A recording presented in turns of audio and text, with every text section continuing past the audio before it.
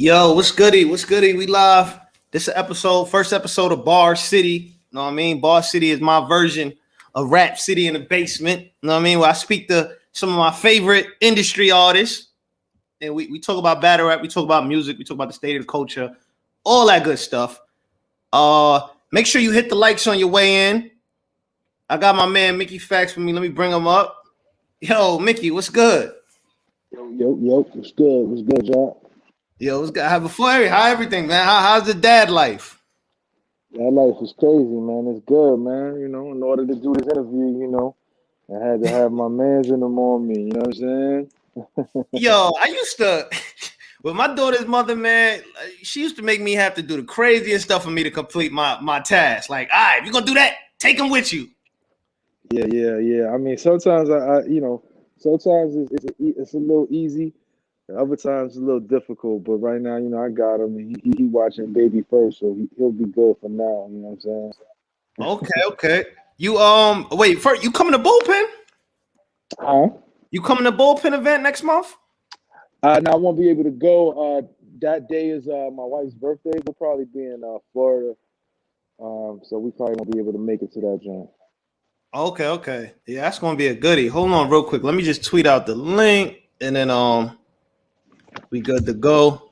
Yeah, because I'm in Atlanta now, so all that stuff is happening down here. How is it in Atlanta? Like people don't wear no mask. I haven't been to Atlanta in a year, so I'm going out there. It's like when you went out here last year. It's the same thing. I mean, people wear masks, but they only be wearing masks in certain places like Target or like Walmart. But like when you go to the gas station, no mask, nobody got masks on. You go to the club, no mask on. You go to strip club, no mask on. It's just wild out here. You go to the mall, niggas is out running around yelling. It's just crazy. Everybody's shooting each other. Like what's because I don't understand how did the killing go up. So yeah, I mean, you know, it's just typical. It's just typical hood shit. Cats get into some issues in the club. They start shooting it up. I haven't been to Lenox Mall yet because I don't really be wearing too much crazy design like that. I just wear I wear my Y3. They don't sell Y3 in Lenox Mall, so there's no reason for me to go. But Yeah. a lot of my homies go, you know what I'm saying, and they be stealing stuff out of cars. Sometimes they be shootouts in Lenox Mall, so I stay away from it. Period. You know what I mean? I only be going to I go to like Williams Sonoma and you know what I'm saying? Like Yeah. I get my artistic vibe on Bed Bath and Beyond and Crate and Barrel. You know what I'm saying? Like ain't gonna be no hood shit happening in those spots. You know what I'm saying? It be happening in Gucci and the Fendi and the Dior store. So I ain't gonna lie, man. We definitely hitting them strip clubs. So I'm gonna have some lights on the back pocket. listen, them drinks is lit. I mean, I haven't been. I've just been seeing stuff on Instagram, and the Instagram joints, like they be in there with no mask. Like they be in a strip club with no mask, and they be having the ball, bro. Like, and I be seeing the clubs because it's All Star Weekend this weekend. Oh yeah, it is All Star. But yo, they doing All Star Weekend so weird. I don't know what's like. They doing everything in one day. I think so, man. But it's everybody gonna be flying in on Wednesday. But again, I don't go out yet. I'm waiting until everything is icy before I step outside and show my face around here. So I just kind of been chilling. You know what I'm saying? Okay, so you kind of have this reputation for being a battle rap historian. Like it's been stick. It's like that's your reputation right there. You're a historian. So I want to dive into deep in your mind. Pause whatever everybody. I know somebody gonna pause that, but and just find out about how do you feel about just the current state of battle rap with just the small room, no crowd, people paying attention to lyrics. How do you feel about that? I mean, I think it's cool. I think it was a needed and necessary change from what we were seeing, for a long time. A lot of it was based around, big stage events because they had to get their return ROI. So, in order to, kind of shift the thought process, I think caffeine coming in and delegating everything to a specific era of small room, no crowd, enables people to really step their writing up, and get creative in terms of marketing, which I really and truly appreciate.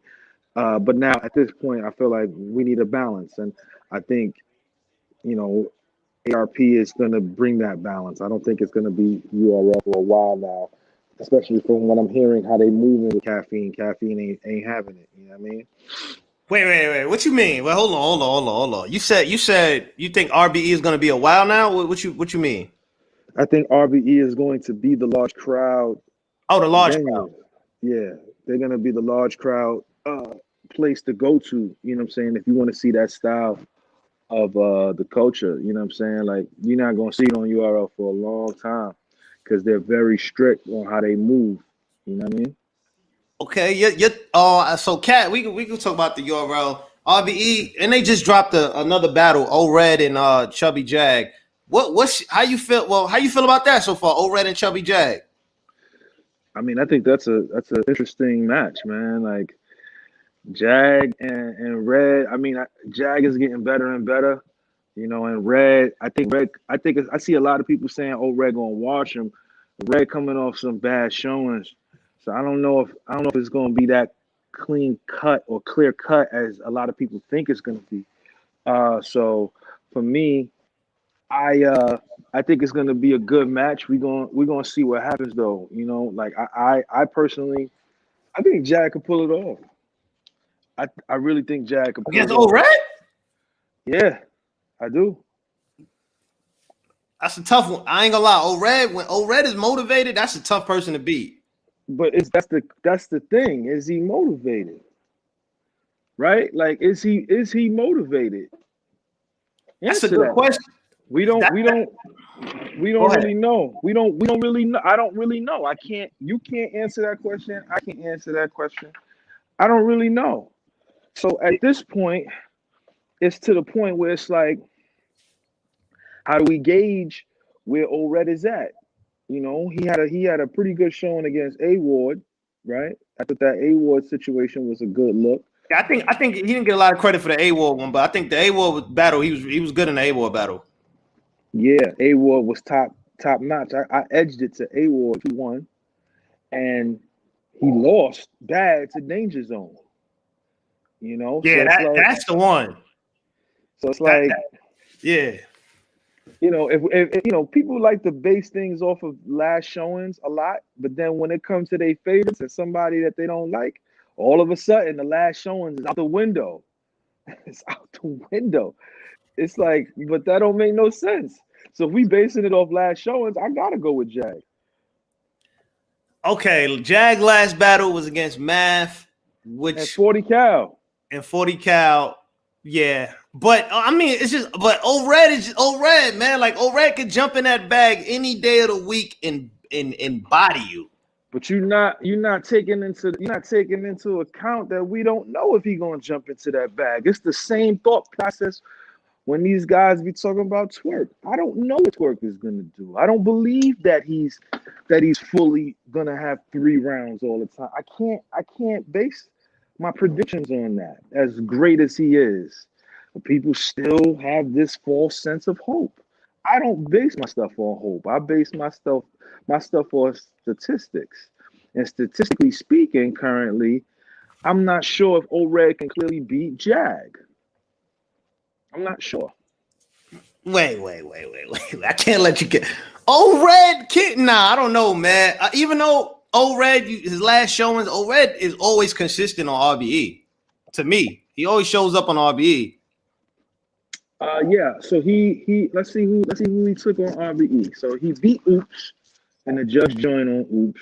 On the judge joined on RBE. Yeah. Who else did he face on RBE? I'm pulling up his verse tracker, right? I think he faced Rosenberg on there. I thought he beat no. He that was Block City. He faced. Hold on, we're gonna get this resume right now. Hold on, I'm pulling it up. You know what I'm saying? I updated the internet. He beat Show Off. So he faced Chef Trez, We not counting the I'm not counting the quarantine battle. Old Red, he faced Shuni. He faced Jay Murder. Beat Jay Murder. Yeah, he went crazy on Jay Murder. Big K. That one was a close one. That was a crazy battle.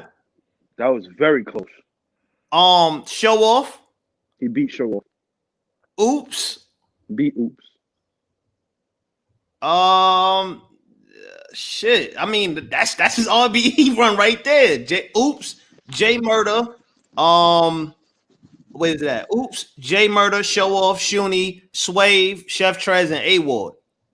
Yeah, so if that's 7 battles, I think he's like 5-2 on that. If you don't count Swave, then he's like 4-2, which is still good. That's still a good record to have.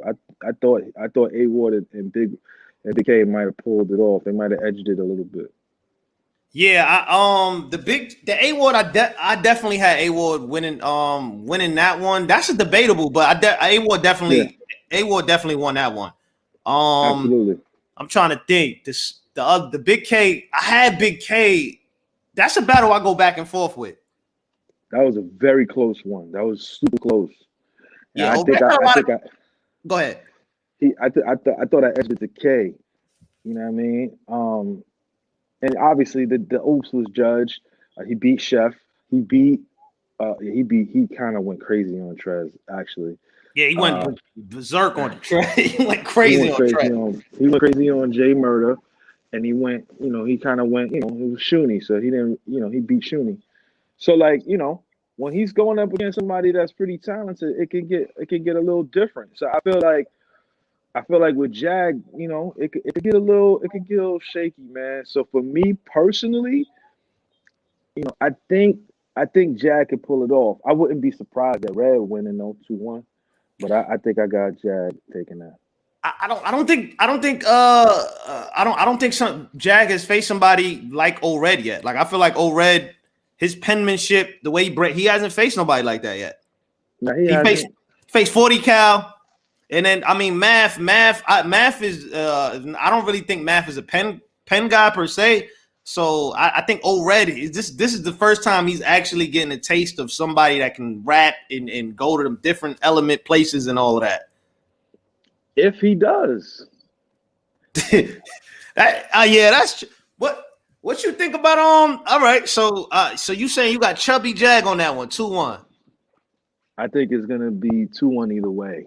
I'm not gonna just go out the way and say it's gonna be a Jag 2-1 or a Red 2-1. It all depends on what Red show up. Like if Red come around playing, he could literally lose and everybody will be sad. Let me ask you a question. What do you think about like the rollout of like how he's like revealing the battles versus like a URL where they just drop the whole card? Like, do you think that rollout is still effective in this era with we getting stuff like this rapidly? Everybody know the cards. The battle is telling everybody the cards. How you feel about the rollout? I think both rollouts work for both companies right now. URL are doing 2-3 events a month. I think they have to kind of. It's no such thing as just holding on to a card anymore. Just let it fly. You know what I'm saying? I think they over it. They're dealing with a bigger company that has to, deal with marketing and promotions. Just let it fly, man. I see nothing wrong with what they're doing over there at URL. I still like, the little breakdown of what RBE does too, though. I think RBE, they're doing it like, the old way, which is good still too, and they still got some crazy matchups on that joint. I was supposed to be on that card too. Who you was supposed to be? Who? Man, did the person that you supposed to battle and get announced yet, or are they on the card? If not, you kind of hint to who it was.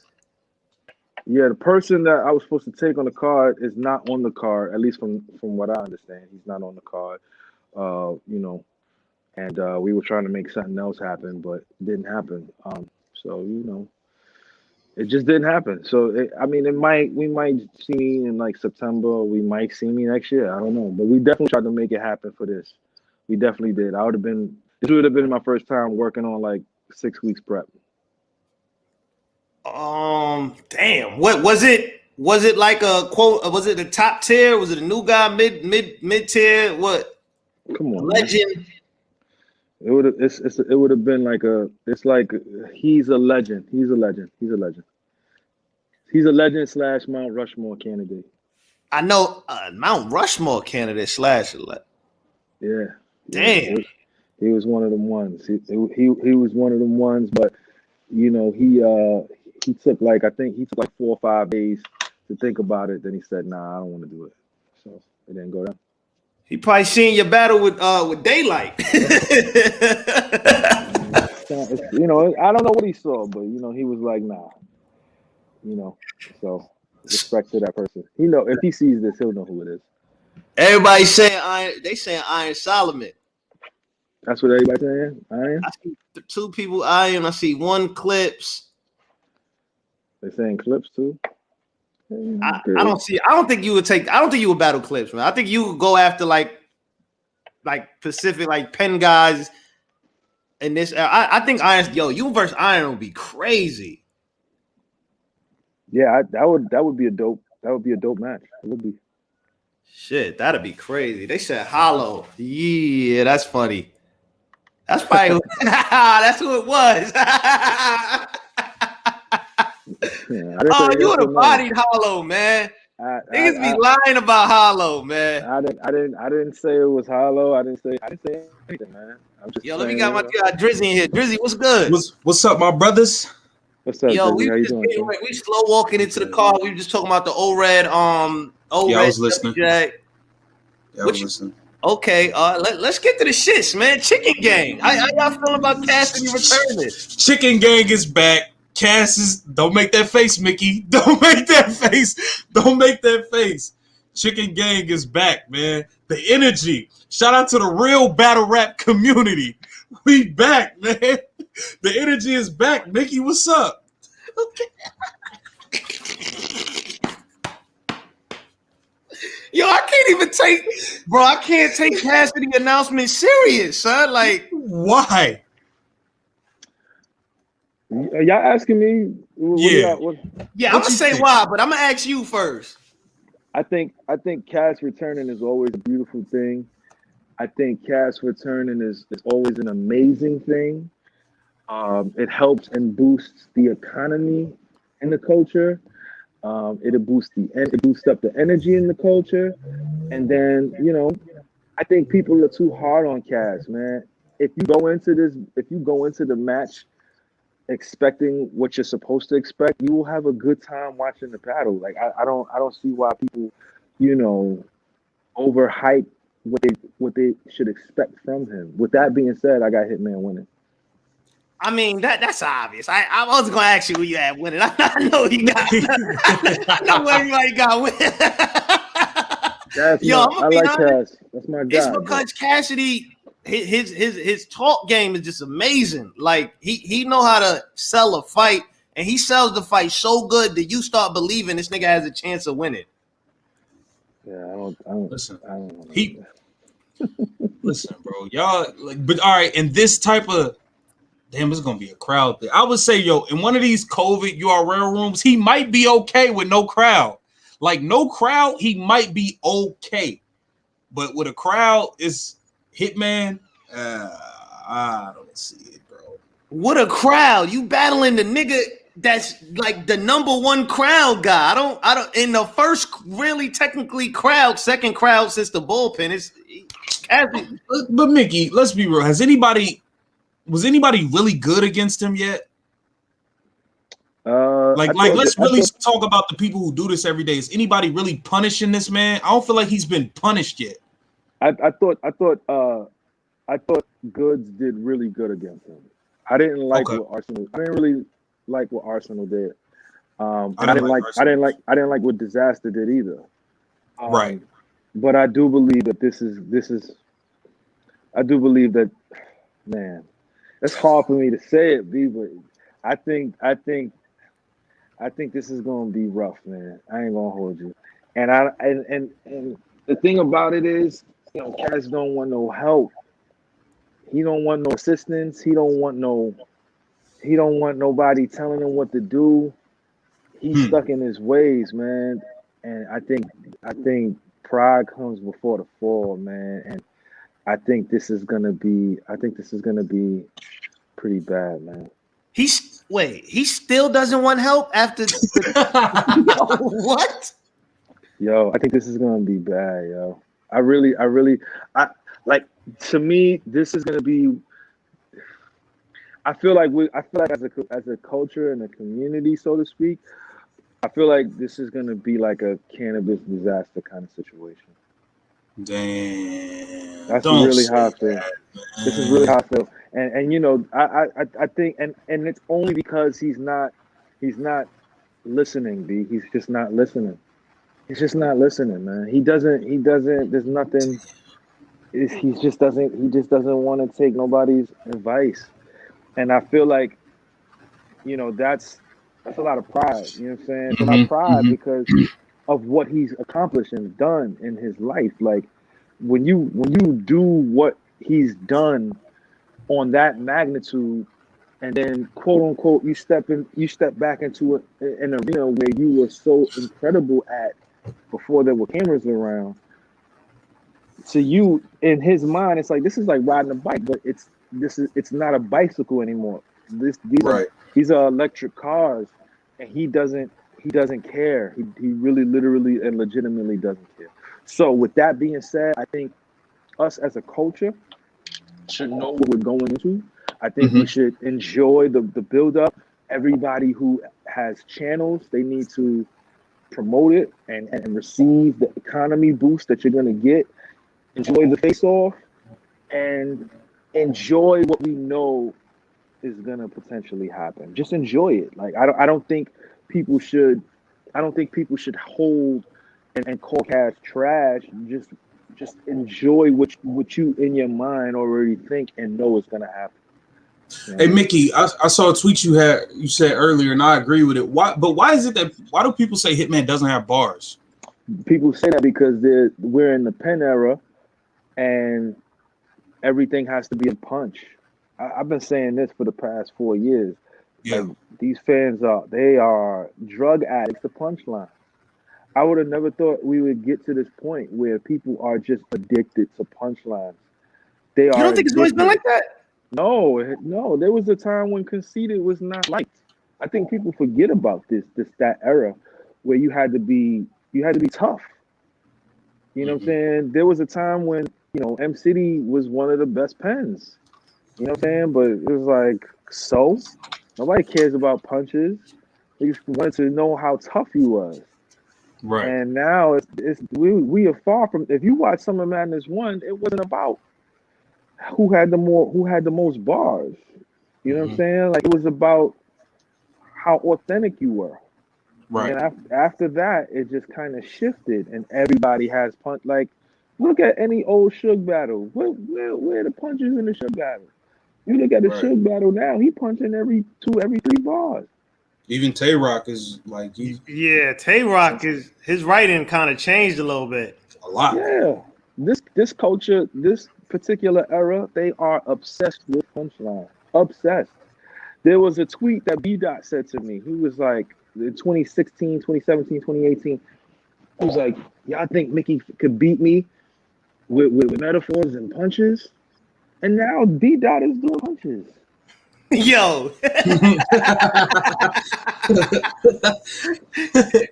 That is true, man. He switched up his style a lot. So did T-Top. T-Top was all about drugs, and it's either you're gonna be a puncher, or you're gonna be an angler. Which one you gonna be? Most people take the punch route. But does the punching? I feel like the punching doesn't have longevity. I feel it doesn't. Okay. I'm not all. Wait. But how can y'all say that when the history shows the punch? It's always a punch that like rises up, like and they always fall fast too. But they stay around relevant. Like Big K can always get a battle. B Magic can always get a battle. B Magic has been losing for 5 years straight, and he's able to get. He can get a battle. I feel like the punches. He's a stepping stone for guys on the come up. We know what he is. Yeah, that's true. Go ahead, Mick. I feel like B Magic is more of a legacy guy. he said his legacy run. So he's on his farewell tour. Mm-hmm. And you know, guys, a lot of the fans still want to see him, thinking that he'll come back to normal. I saw him. He got paid to do a text battle recently, and he wrote like four to 6 lines. So we already know what his mindset is when it comes to he's done.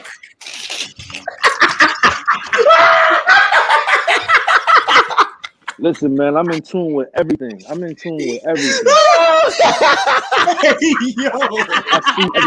I see everything, B. I see everything. He said he got paid to do a text battle. It said 4 to 6 lines. I swear on my son, he had like 8 lines. I was looking at it. I got paid to judge it. I'm like, what am I judging? Like, this is retarded. Like, wait. Hold up. Y'all had a text battle. Not me.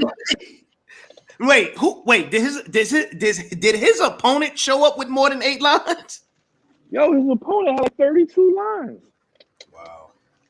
Nah, B Magic out of pocket, son. He did not do. Yo, he did not do that, my nigga. In a text battle, bro. In a text battle, Polo. That, like, it's crazy. The streets is really bad out here, man.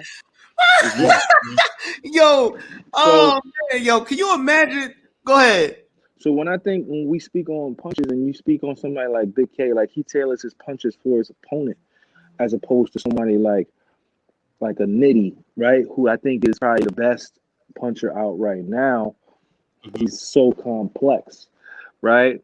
But it's not. It's just great bars, right? Like if he faces someone who, when he Jay Black, when he faces somebody. Yo, Jay, what up, Black?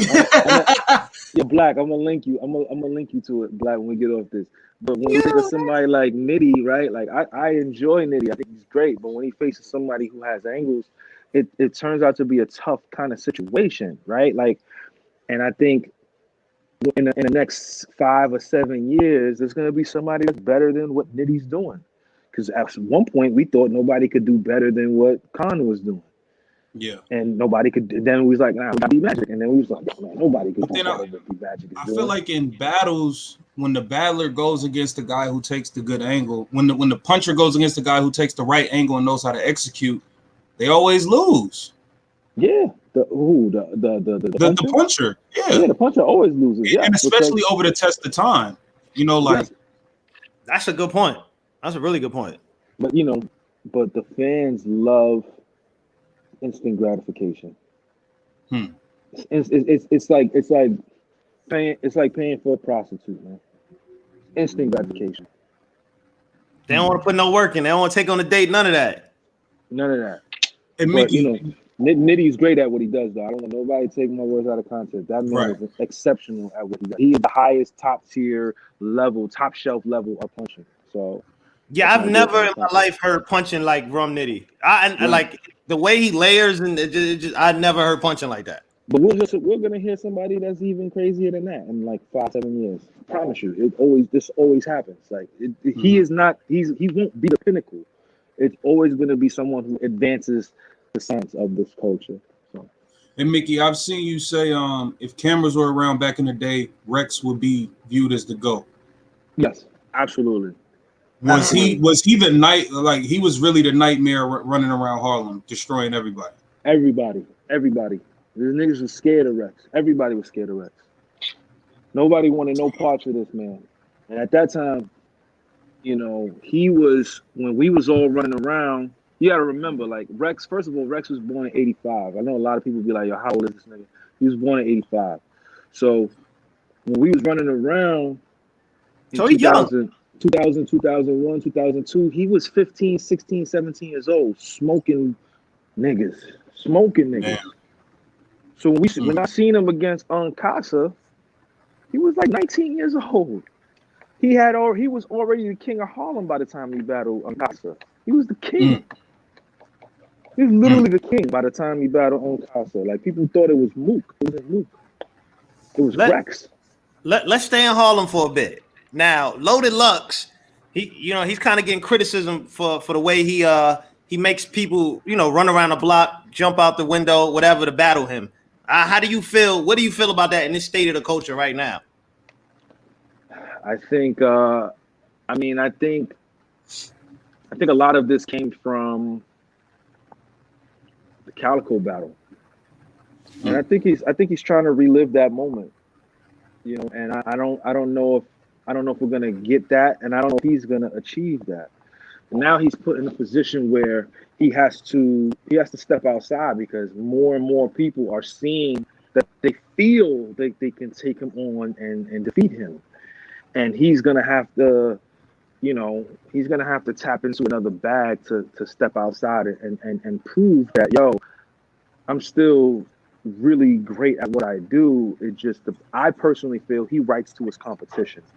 And I made that tweet. I think it was like maybe last week or something like that. And people were like, yo, you bugging out. But people don't understand why I made that tweet. I had texted a couple people behind the scenes when he put out his project with Cambada, because I know how nice Cambada is. Cambada is ultra nice. So, see, niggas be like, yo, this nigga's nice. And then niggas. Nice niggas, no nice niggas. Right. But there's a difference. It's like, okay, that nigga's nice. Okay, that nigga's super nice. Okay, that nigga's ultra nice. Cambada's in the ultra nice category. Okay. And in my mind, I'm like, if Lux is rapping with this man, Cambada, that means he has to be in a specific mindset and headspace. And Gray Hoodie Lux is all throughout that project, the whole project. Gray Hoodie Lux, the whole project. The nigga is rapping how the culture wants him to rap. And I sent it to Chilla, I sent it to Daylyt, and they both was like, all right, now this nigga is scary, but he don't do it in battles. And I'm like, because ain't no reason to. Like, he's battling guys that don't warrant this kind of rap. If he came how he came against Arsenal, Clips, Mook, Surf with Cambada, it would have been a complete wash. It would have been like, why is Lux on this project when this man is ODing on him? You know what I'm saying? Like, and I encourage and I implore everybody to listen to it to see what I'm talking about, because what's the name of the project? Name of the project is called Manifest Destiny. Now it's not on iTunes or anything. You got to go on Cambada's website to listen to it. He's charging $20 to download it, but you can just stream it. And that's really all you guys need to do, is just stream it real quick, listen to it, just to see his thought process. And I would suggest going to the last song first, Alpha and Omega. That's literally Loaded Lux in his Gray Hoodie format. Like, and it's downright scary. Mickey, do you think due to the success and the reaction he got from the Calico battle with the preaching and really, holding the mirror up and showing do you feel like, it was big in the moment? Obviously it was big in the moment. Do you think it's kind of been a hindrance down the line? Like him feeling like he has to continue to stay in that type of format for every battle? I don't know if he's trying to stay in that format. I think he's trying to stay in that mindset that he has to shake the world up again. When you think about it, like at that time when he did it, nothing like that had ever happened in the culture. So, Jay-Z tweeted him. He took a picture with every person in the industry ever. He was on Howard Stern, bro. He was on Howard Stern. That's crazy. He was on Howard Stern. He was on Mac Miller's album, Rest in Peace. He could have went on tour with Method Man and Redman. Like that was his time to kind of shine. And when all of that kind of dwindled down, he was like, all right, I need to do this again. And he did it with Holla, with the Black Panther kind of situation. And even in his third round, he's trying to talk to Jay-Z because he's like, I got to recreate this. That's one that his third for Holla is probably my favorite round since he's been back. He went crazy. I love that round. Love that round. Yeah, no, he was crazy in the whole battle, but then he kept trying to do it. Money making Mitch. Then he came back against Clips, trying to have the crazy third round with the paperwork. Then he came back against Arsenal, it's Mr. Miyagi. Then he came, and then when he did with Surf, he tried to be Gray Hoodie Lux, but that wasn't really. I don't know what that was. That was just him rhyming. And where do you rate that? The surf Lux, like just writing the metaphors, the wordplay. Just where do you rank that Lux? I rank that like Out of all his performances Mm-hmm. from Smack, Yeah, everything. There's everything. We can rank. Let's rank his performances. Actually, I like that. I would say his Hollow performance is his best performance ever. Yeah. And then after the Hollow performance, his Miles performance is the second best performance he's ever done. Then the Calico situation, then the Surf situation. Then after the Surf, I would have to put. You feel like he was better versus Surf than Verb? Yeah, he was better versus Surf than he was versus Verb. Okay. What about Clips? I would have the so I would have the Verb one after that one, then the Clips, then the Mook first one. Mook, he choked 3 times in that Mook one. I can't. Yeah, he lost it. I don't even. It was a great battle though, but he choked a lot in that first. I would actually have 106 and Pop Lux like top 5 Luxes that we've seen too. I think people underrate those performances from him. He has some incredible material against his opponents on 106 and Park. So I would put that top 5. Was that real or was that staged? One of What do you mean? Like was That the was actual real. battling on? Because you know a lot of stuff on reality TV, like found out later was staged and fake and all that. Was that that was real? That was real. Okay. Hey, So Mickey, go ahead, Chris. when you came back to battle rap, you know, you smoked Daylyt, King of the Dot. I don't know what he was doing, but then you came back. Well, you had Danger Zone, you had Daylyt, then you took DNA in the Smack volume, which you walked into an ambush.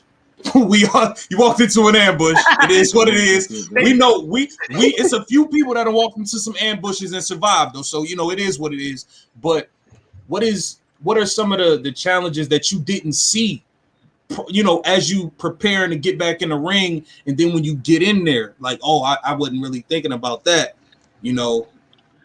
I wasn't thinking that I was gonna be ambushed like that. That was a completely different ambushing. And you know, for the people who don't really follow the culture and they just see it, it just looks like I got massacred. Like I can understand that. Like I can't even be mad anymore at somebody saying I got 3-0'd. Like it's because it looks like that. It really does. Like he's saying anything. Like one of his lines wasn't even a punchline and niggas was going crazy. And I was just like, wow, this is really real. That's what's happening right now, right? So like you got some. I ain't gonna lie, you got some premium '93 NWX gas in that. That room was crazy, yo. Sean started out versus Geechee. He said, "Arm up on Champ like Rocky on the old steps," and they were. I was like, he ain't even rhyme yet. Like, let him. Like, he wasn't even rapping for 6 seconds yet. I was like, yo, this is crazy. I got done dirty that night, man. And you know.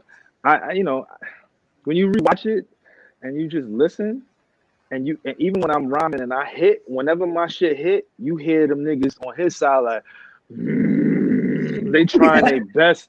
They trying their best not to react. But if you really look closely, some of the stuff I was saying, even Holla was on his side was like you can see it, but they didn't want to give me that love. And you know. That was a learning experience for me. It's like, all right, I gotta bring 10, 15 niggas that's just gonna go crazy with me everywhere I go.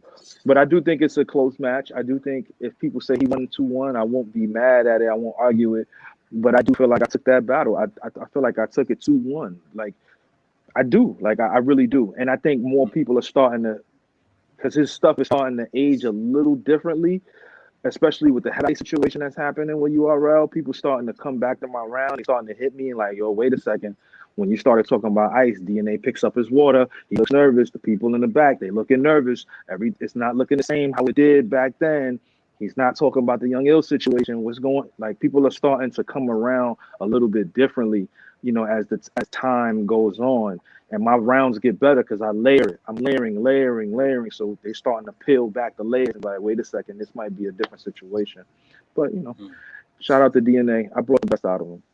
What do you? Oh wait, hold on. First, everybody in here, thanks 320 plus. Please hit the likes. That really helps the channel grow. Hit the likes. What do you think about this new DNA?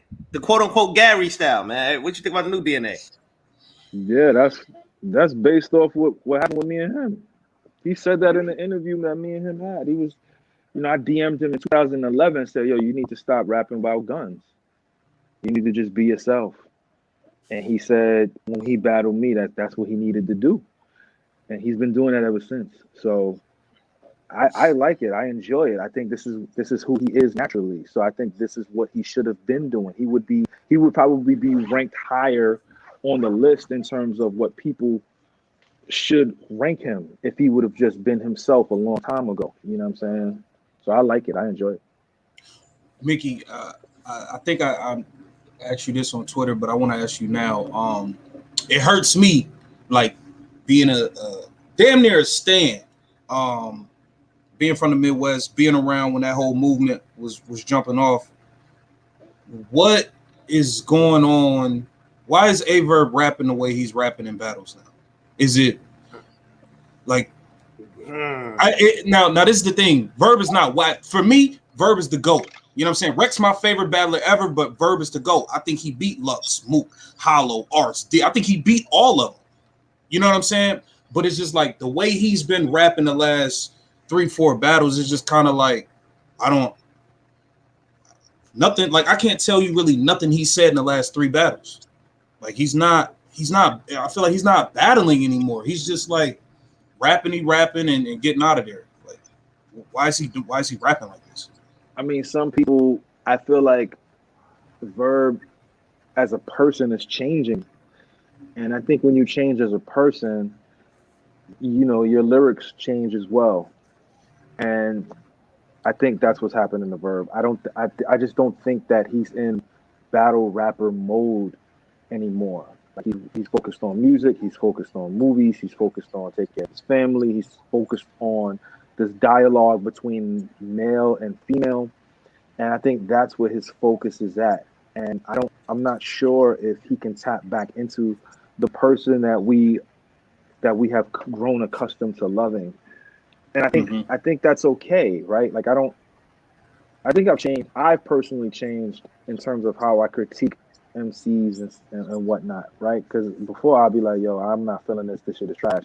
But I have to look at him as a person and what he's probably going through in terms of experiences. Like I'm getting ready to release a project that's strictly talking about financial literacy. And that's fine. Yeah, that freestyle on Fun Flex is underrated too, man. I appreciate that. I'm about to do a whole radio gauntlet doing stuff like that, right? The thing can Black Ops Underground be a part of that gauntlet? Please, sir. Please, sir. That's all we ask. Potentially. Yeah, I'm gonna have the camera with me in Atlanta, man. Here y'all go, man. I let one of them. I wrote something for y'all, and I think I let it go on. I forgot where I let that thing go off, but wherever I let it go off, I think I let it go off on High on Life. And when I let that thing off on High on Life, that joint went up. It's at like 400,000 views right now on Facebook. Yeah, I know. COVID happened. We had a whole joint. Yeah, we had it set up when COVID. Boom. Yeah, I was gonna give y'all like I think like 50 or 60. I had it ready, but COVID hit, and then my baby was just born, so it was a little rough. Yeah, everything happened for a reason. Let me ask you a question, right? You beat Daylyt, like clear. I don't think nobody's debating that. Do you feel like now that Daylyt, he beat Tay Rock and he's like put up here, do you feel like, you know what I mean, like people should go back and check out y'all battle? You feel like you should get more credit for beating Daylyt? I mean, I think I should, but people are not gonna give me that. They're not gonna give me that. These niggas don't like me, B. They don't like to see me happy. They don't like to see me right when it comes to me being in the ring. So what's interesting is, let's answer this. This new style saved Verb career. He was damn near dead until he switched up around the B-Dot battle. Yeah, I can agree with it a little bit. But yeah, so back to what you were saying, right? Yeah. Like in terms of the Daylyt situation, people said to me, When I battled Danger Zone, they were saying, "Yo, Danger ended off his round so crazy, so Danger Zone won." Not even counting what I had did in the whole battle. They said because he ended his round crazy that he won. But he started off really. Y'all did the opposites. You Right. started quick. He started slow. Right. I ended slow and he ended hard. So it really should be debatable and even, but they don't want to give me that. They just automatically give it to him. When I faced Daylyt, he didn't try. If he would have tried, he would have killed me. So they don't even give that to me, right? And then I end the battle with DNA with the best bar of the battle, and they don't want to give me. They don't want to use the same rules that they had with Danger for me. What I did with DNA. They just don't fuck with me. It's me. It has nothing to do with Day. It has nothing to do with DNA. It has nothing to do with Danger. It's me. So it's like it does. I don't think people would really care. They saw what they saw with Rock, and they say, well, if he would have did that with Mick would have died. And I don't personally agree or believe that. I feel like Daylyt was trying to try against you. I just feel like after round one, he knew he wasn't going to win. That's what I feel like. He tried the first round, he was trying, but after that round, he realized he wasn't going to win. He just started tanking. Wait, hold up. You think that the Daylyt that went against Tay-Rock, you feel like that? You really feel like you could fuck with that Daylyt? Respectfully, that's a scary Daylyt. You don't think that he'll make you go upstairs for that one? No. Why would I have to go upstairs for that? Damn. I helped create that. Why would I have to go to something that I helped create? Like I don't get it. Like if y'all watch and that's not a shot at him because we both help each other, elevate in terms of lyricism. But when you watch Day when he battled Philly Swain and when he battled whoever else back in Rich Dollars and all, it was strictly one setup bar, one punchline. He met me, he started doing all the layering, and then I introduced him to Lupe and we started layering even more, and we was text battling every day. He would take those text rhymes and use them against other MCs. Like, so that what he did to Rock, we were doing that every day. We literally were doing that every day. And most of the times I would win. So when you watch any of his stuff, any of his older interviews on his channel, you'd be like, yo, I wouldn't be where I am if it wasn't for Mickey Factz. Like, that's just, so him going upstairs, we were already there. We were already up. We were waiting for him to get on the elevator to meet us up there. He was already there. We were already doing what he was doing up there. So it's like, that ain't nothing new. That's just what Daylyt does now. Like, but we've been doing stuff like that. It's not scary at all. Hey Mickey, you being somebody who was very heavily involved with a lot of the early classes of URL, bringing in the talent, and scouting and everything like that. What do you think about this new class, the talent, the energy? You know what I mean? They got diss tracks going. What do you think about this class? I love this class. This class is shaping up. This class is shaping up to be the best class ever. They are really shaping up to be the best class ever. Wait, the best PG? Okay. They got that energy? I think this is the last class that Norbs found too. I think this is the last class that Norbs found. Norbs told me about Real Sick 2 years ago. And he kept saying Real Sick is going to be a star. I think P found Kid Chaos, if I'm not mistaken. And I think Norbs had Easy for like 3 years. Like, Norbs had these guys for a long time. And these guys are showing improvement. He found Jada Nightwing. Jada Nightwing, I think, is a 2015, 2016 PG class kid. Maybe 2017.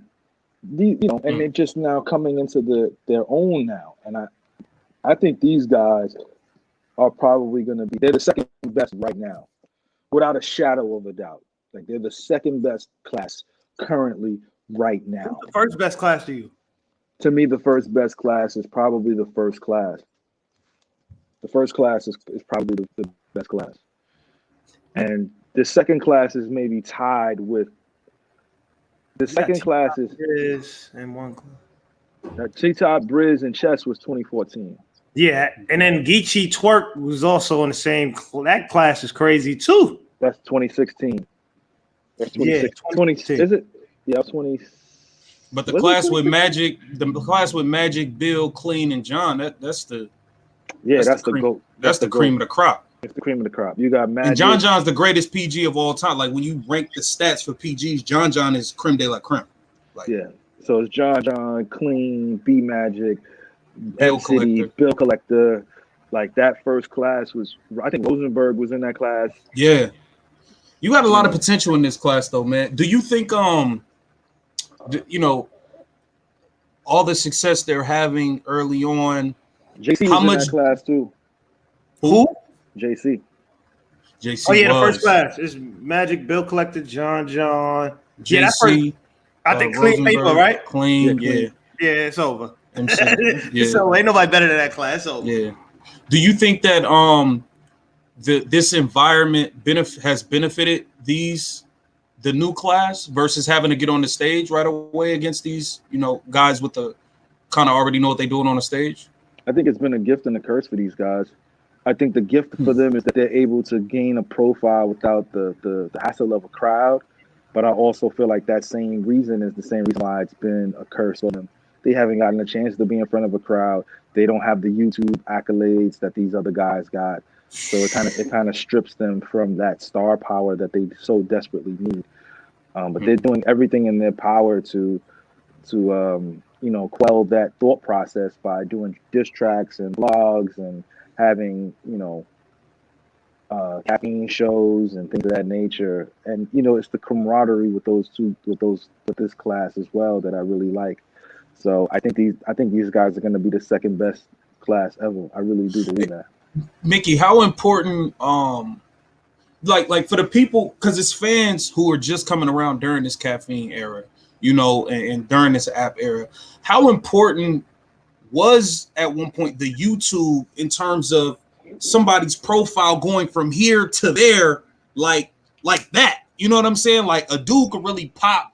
One battle can make a dude pop on YouTube. Like he could really, you know what I'm saying? Like how much is the lack of YouTube really, affecting the profiles today, do you think? I think if we have so the last artist to pop from YouTube that was a part of the PG class was Geechee and Twerk. Mm-hmm. And we see where they are now. I really fully and wholeheartedly believe that Jada Nightwing and Easy the Block Captain would be almost top tier by now if all of their battles drop on YouTube. If that Cortez battle drops on YouTube, mm-hmm. if the Cortez battle drops on YouTube, if the T-Top one drops on YouTube, and he just battled somebody else, didn't Easy battle somebody else or no? Easy just battled. He battled Danny Myers, yeah. T-Top, and Cortez. If those three drop on YouTube, this man he's tiptoeing to top tier, literally. Because I think the diss song is doing so well, like, and that's without a URL push. If he's on URL YouTube page with those battles, he's out of here. He's completely out of here. But hold on. I mean, you don't feel Easy. I think Easy's already top tier, man. I feel like fans is kind of accepted. It's no YouTube no more. Only if you go to URL right now, it's just interviews. No, it's not top tier no more. He's not top tier yet. What is your definition of top tier? What's top tier to you? Somebody who could sell tickets and somebody who garners a lot of views on YouTube. But I think you got to kind of revise that because it's no more YouTube, man. But they ain't. I don't really think you can't say they top tier if they haven't brought people through a door yet. You know what I'm saying? Like until it's 2,000 tickets available and he sell it out and he the main person on the card, that's when you could say. I just think that's a dated way of thinking, man. I just think we don't know how the world is gonna look. We don't know how crowds is gonna be. I don't know, man. I kind of. But really think about, okay, even as far as the YouTube for this class, Easy has really come up the last, a lot in the last few months. But prior to the run he went on the last few months, the two most popular guys from the class still was Ace and Swamp because they popped on YouTube from this class. The other guys didn't get that chance. You got to remember, these dudes already was on Smack Volume, bro. Yep. Like they were on Smack Volume over a year ago because they had two battles on YouTube that popped. Like, but they was in the. They both was kind of in the top 10. Oh, 20. They got. Come on, we can't do that. They got to be. If you ask somebody that made the champion of the year, the top 10, is not. You can't consider them top. You don't consider them top 10. No, the reason why is this is the reason why. If we in our minds, right? URL has 1.3 million subscribers, and King of the Dot I think has 800,000 subscribers, and I believe RBE is at 100,000. Yeah, close to maybe close to 200,000, right? So if we combine all of that, right, and chop away some people that might be stragglers, you probably got about 1.8 million fans that are of battle rap. You got to look at maybe 1% of that is maybe even less than 1% of that is the actual purest form of the culture. 1%, less than 1% of 1.8 million fans are purists of the culture. Purists. So that's me, you, Drizzy. Everybody else, no, they don't know who Easy the Block Captain is. They don't. Another question, Mickey. With all of the great work, and this class is excellent. They've been putting in a lot of work, being creative as far as marketing themselves and things like that. But do you feel like when the crowd does come back, we don't know, but when the crowd does come back and you put them up there, if they fall badly, will it kind of be like all for nothing? Like y'all got built up in these empty rooms, and now when the people is here, y'all all kind of folded. Like, is that gonna what kind of effect would that have on the whole outlook of the class? Like, because I feel like it's still a final exam out there until these guys get on the big stage. Jizz, I'm sorry, man. I don't think so, man. I really feel like I just feel like the crowd thing. Go ahead. My fault. I'm sorry, Mickey. Go ahead. Nah, I mean, you could have kept going. I mean, for me, I believe that these guys are gonna do well in the big stage. I don't think they're gonna fall. I don't think they're gonna falter. I think they're gonna do well. When that stage is gonna happen, probably end of this year, maybe early next year. We just have to wait and see, man. I can't make a prediction about that. We have to wait and see. Okay. Let's hold on. We went. This is a great conversation. Double Impact. How did you feel about how did you feel about them announcing it right after? Like, do you think that took away from the Cassidy Hitman? Or do you think that's both everything's pushing the culture forward? Nah, everything is pushing the culture forward. I don't think it took away anything from Hitman and Hitman and Cassidy. It's Hitman and Cassidy. Hitman is on Wild 'N Out, man. Like, it's crazy. Like, his fan base is unbelievable. And the same thing with Cassidy. I think it's an even playing field, and if that's the case, they had to release a whole card against this one release. You know what I mean? And I feel like once the face off happens with Cassidy and Hitman, that's it. It's nothing else to talk about. Yeah, they're gonna be talking crazy. Yeah, that's gonna be epic. The best face off ever. What do you think? Okay, so the Double Impact, we got clips.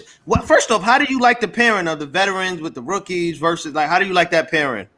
I really like that pairing. I think it's time for people to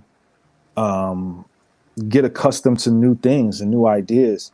I saw some pushback from a lot of people, but I think it's a great situation. I would have loved to see Mook pair with a new guy, but him and Calico is great, and I can't wait to see what they do with Twerk and T-Top. How do you think the Double Impact is gonna look with no crap? Like, as a rapper, right? As a rapper, you know what I mean? How do you think that's gonna be with 4 people with no crowd practice? Do you think that's gonna look cringy, or you think it's still? What do you feel? I mean, it might look cringy. It might. It literally might. We won't know until they do it, yo. We literally won't know until we do it. I'm hoping that we get something that continues to elevate the culture in this particular era. I'm glad that they're switching things up and doing winners and losers and 2-on-2s and male versus female. Let's see what happens with no crowd on a 2-on-2. I'm expecting great things. Hey Mickey, what as far as like, because it's a we do the verse for verse over here. We definitely got to find an opponent for you. We've been brainstorming. We got to find somebody to go to compete with the. I think Averb. I think Averb got to be the one. Wait. Verse for verse. What is this? It's like verses. You know what I'm saying? We play 10 songs. Like we did Sue Surf versus Calico. 10 Surf songs versus 10 Calico songs. They both called up. So we and that started a whole wave. Yeah, that started a whole different thing. But so we try to. Yeah, I don't know if you saw that conversation. I got to ask you some things about that too. But that springboarded into an interesting conversation about as far as battlers getting into the industry and signing a deal versus not signing.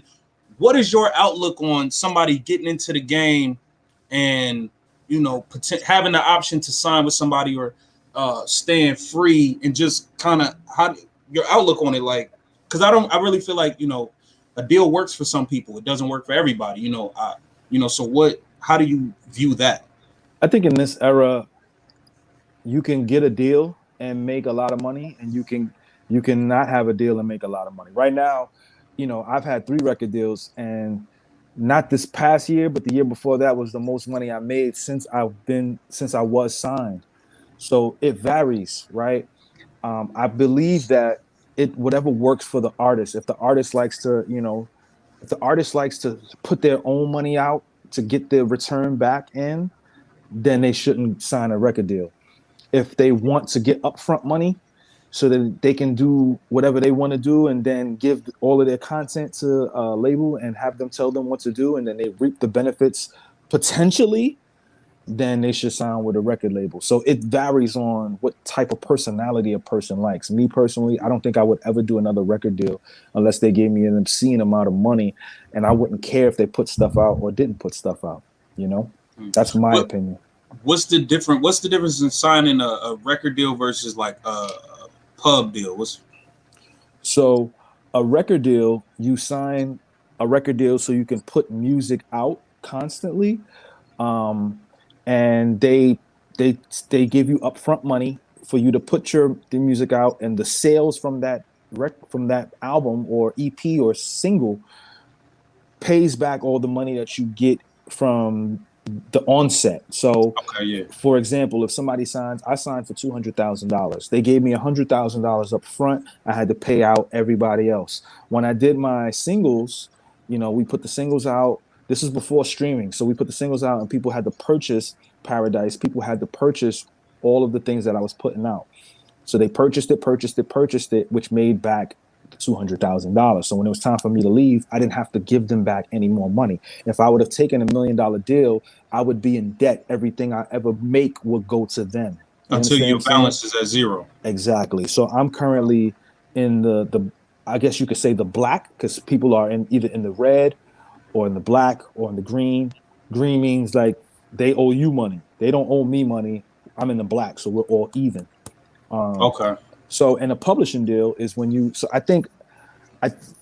I hear Surf saying that he got $500,000 for 2 mixtapes. Is that what he's saying? Yeah, he said he got a distro. So I think distribution deal. Yeah. He did a distro deal. I don't know who his distro deal is through. I don't know any distribution company giving someone $500,000, and that's not to discredit what he's saying. I think Surf signed a publishing deal. A publishing deal is when they give you money up front. They give you $500,000 up front, right? So if he's saying that he signed a distro deal, which could be true, but his releases, I don't know, his releases are not lining up to what he's saying. So I think he signed a publishing deal. And when you sign a publishing deal, they give you upfront money, and they'll give you the 500,000 up front. Let's use Surf as an example. If he did sign a public, we already heard the record deal example, right? Mhm. If you sign for a publishing deal, they give you $500,000 up front. So anytime the pub comes back from the streaming and you don't get that publishing money on the back end. It goes to the publishing company. So then they'll take his songs and they'll place them in movies. They'll place them in television shows. They'll place them in commercials, and they'll continuously get that money back, you know what I'm saying, on a consistent basis. That's the reason why I think he has a publishing. I don't think he has a distro. I've never heard of somebody getting a publishing deal a distro deal for that much amount of money, unless it was a label distribution deal, especially in this particular era. Now, and it's not to take away from what he's done, because when he does put out music, it does wonders, right? Yes, it does yes. wonders. Great music. I like it a lot. And I feel like there has been some extra promotion added to it and marketing added to it. So when people say, see, they get a percent of his publishing.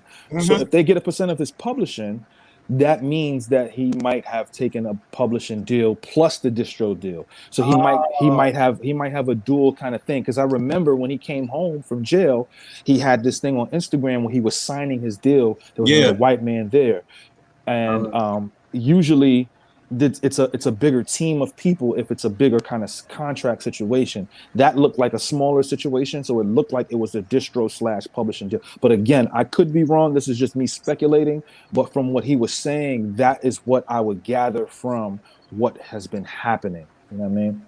Is you releasing music now? Because obviously you released a great project. When you release music in the streaming era, like, how does one make money off of stream? Like, I gotta get how many streams for it to count as $1? Like, how does this even work nowadays? I think it's 1,000 streams for every $1, if I'm not mistaken, or 3,500 streams for every $1.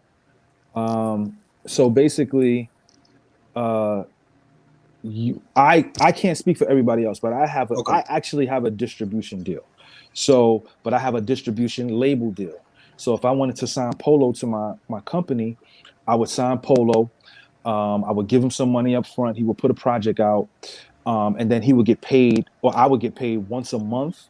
And then once the fee that if I give Polo $10,000 up front, he wouldn't get paid until my $10,000 is paid back. But I would get money from his streams once a month, every month on the first 3 months after the project comes out. Right. So I get paid. Since I have a label deal, I fund most of my projects. So every 3 months when the projects come out, so if I put out a project in January, right, I get to see money from that project on the 1st of April. And then every month for the rest of my life, I will continue to see money from that project. So in terms of, if someone doesn't have the big views like Surf has tons of views on streaming. If somebody doesn't have those views, another way to offset that is put out multiple projects. So I would probably see the same kind of amount of money because I have a back catalog that's crazy. You know, I have over 17 projects. So if I put that out, I have almost the same amount of streams in terms of Apple Music and Pandora, you know, and YouTube and my commercial work and my ghostwriting work. So like all of that equals to me getting the same amount of money as somebody who has a big record or a record that's not big, you know? What is, my bad, Polo, one more question. What does putting out a deluxe version do? Is that a way to kind of finagle the numbers in the system? Yeah, so when somebody puts out a deluxe version of a record, so I put out The Achievement in 2016. It was 10 tracks. And then the label, the distribution company came to me and said, hey, we want to put out a deluxe version of this project. We want to add 5 more songs. And I was like, okay, let's do it. So when they add the 5 more songs, it doesn't fudge the numbers. It just re-enters you into the system so that you get the same amount or even more streams, because it's an added incentive for people to go and re-listen to the project as well as to hear the new songs that just came out with that project. So that's what a deluxe version of a project means. It's basically just adding more songs to something, right? And trying to, you know, boost the the algorithm within the streaming companies, as well as your performance on that particular project. Okay. Speaking of achievement, man, you and Royce the 5'9", the sermon. Thank you One very of much. the ones, man. Yeah, that one's crazy. That one's crazy. I appreciate that. Yeah, I'm working on my new project called The Dinner Table. I don't really think y'all want to have me do a verses with anybody. It could get real dark for niggas out here. No, man. we do it now. Yo, Driz, I was thinking about Averb.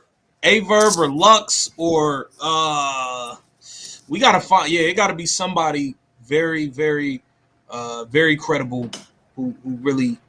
Cause Mickey, it ain't just it ain't just no head bobbing. It got to be somebody that's saying something, cause he's saying a lot. So it could get dark, man. I would have to send we could pull out Cool Kids record. We could. That's what Paradise. You got a lot of cheat codes, man. Yeah, you got cheat codes. I got mad cheat codes. It could get dark for a lot of people. I got the Cuddy record. I got the Drake record. It could get extremely dark for somebody. Somebody said Cassidy. I would lose to Cassidy. Oh, Cassidy would actually be, because it's not fair to kind of put you. Well, it's 10 songs, so it is kind of fair to be. I think I would lose. I think I would lose to Cassidy. I think I would, but I think it would be close. Would be a good fight. Lux would be a good fight. Lux would be a good fight. Verb would be a good fight. Los would be a good fight. King Los would, yeah. King Los. I think those three would be a good fight. It's hard to go against Cass when he got hit records. You know what I'm saying? He has hit. I don't have a hit record.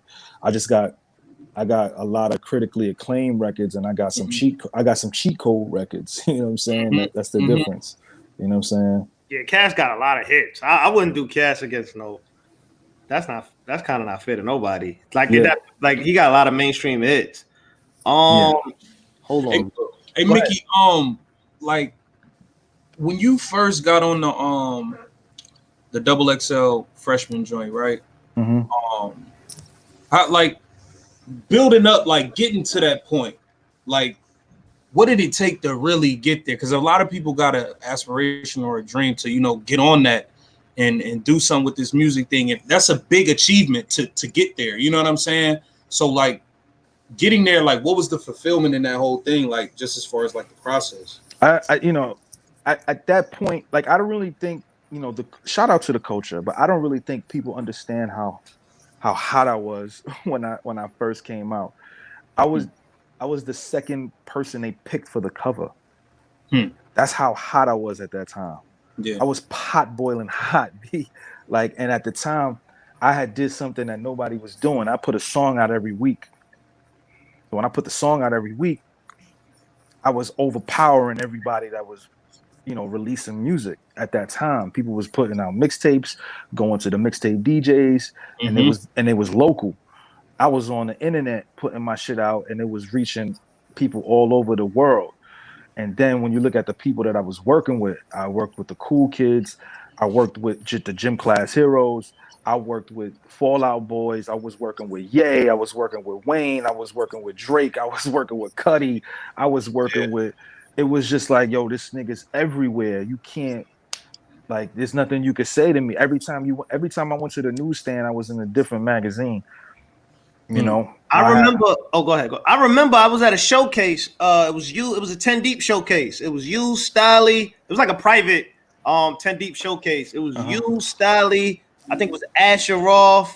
Yeah. It was a few people. That shit was crazy. I don't think people understand how you, Styley, y'all had the city on fire. Like, yeah. Understand that. I had that shit. Yeah, I had that shit sewn up. So when they did the cover, it was undeniable. They was like Daytwan Thomas, Rob Markman, and Vanessa Satin, who runs XXL now. They was like, yo, we want to do the freshman cover again. Who we gonna put on there? They was like, Wale got to go on there. He was the first one that they said, Wale. Then they said Mickey Factz. It was a no-brainer. It was like, they got to put Mickey Factz on there because he's everywhere. You can't go anywhere without seeing me. You know what I'm saying? I was wearing gold Supras. I was doing everything. Like Polo said, I was wearing 10 Deep. I was wearing because I had already been doing True Religions in 04, 05. So when the hood got True Religions, I was already done with it. So when I put Supras on, when I had Supras on, nobody even knew what they were.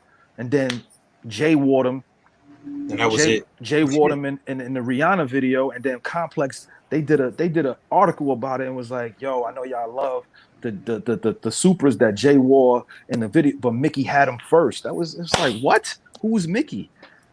And then next thing you know, I did the super song, had Chanel Iman dancing to the super song. Like, it was just different. Like, niggas just, I was really out here. Like, I was literally really out here. So that's the reason why I was on there first. You know what I'm saying? I ain't have to go through no voting system. I ain't have to have my fans. Nah, it was like Mickey is literally the blueprint to get on. I ain't even have a deal. It was niggas who had deals that they was trying to get on the cover, and they was like, nope. Damn. Yeah, that was definitely a golden era. That whole time in New York, then right into the ASAP Rocky coming up, and then that was like a whole, like, the Kid Cudi wave. Then that I don't think people understand the New York scene around that. That was crazy. Yeah. That was a moment. Yeah. Shout out to Rocky. That's the homie too. Yeah, Rocky, my God, man. That's my God. Okay, so hold on real quick. Let me just pull this up. Yeah, about that. But yeah, I just feel like, man, damn, we got to do this more, man, because you got a lot of information. I feel like you just got like a lot of battle rap information. Hey, Mickey, how is you being in New York and really being heavy on the music scene? In what ways, positively and negatively, do you feel like the sound has changed? I mean, New York, I don't know if I feel like right now, I think people kind of sleep on New York and what New York has done over the past 4 or 5 years. Every year we've had somebody from New York had a hit record in the past 5 years. And I think people kind of disregard that because the South always has big records coming out, but New York always has one record that hit. 2014 was Bobby Shmurda. 2015 was Young M.A. Ooh. 2016 was Cardi B, and then Cardi kind of just did it all the way up until like 2019, and then we got Pop Smoke. Pop Smoke took over from 2019, 2020. New York Drill. New York Drill. So and we got A Boogie. A Boogie got Smiths in there. Yeah. A Boogie came through in 2017. With the hoodie, man. Yeah, he got Smith. Yeah. I feel like people kind of disregard that we also had a dope sound. And I feel like because Drake has taken over society, right? And people just kind of forget that we've also have done some great things within our culture here in New York. I feel like, people say we lost our sound, but we invented it. I don't think we ever lost it. It's just, we still got not in terms of the city, but New York as a state, we still got Griselda. Look what they doing. You know what I'm saying? They are taking over. Do you feel like the Drake influence, as far as like with the rappers harmonizing, do you feel like that's just something? Because I feel like I would say 90% of rappers are doing some sort of harmony now, and do you feel like that influence is just taking over? Oh yeah, absolutely. I mean, everything comes back around, everything comes full circle, and new things get invented all the time. And if you can stay relevant in this culture and make your money and still be alive and still take care of your family while still making music, that's really all that matters. You know what I'm saying? And I feel like, if you have to sing to get on and do and get your money, then do that.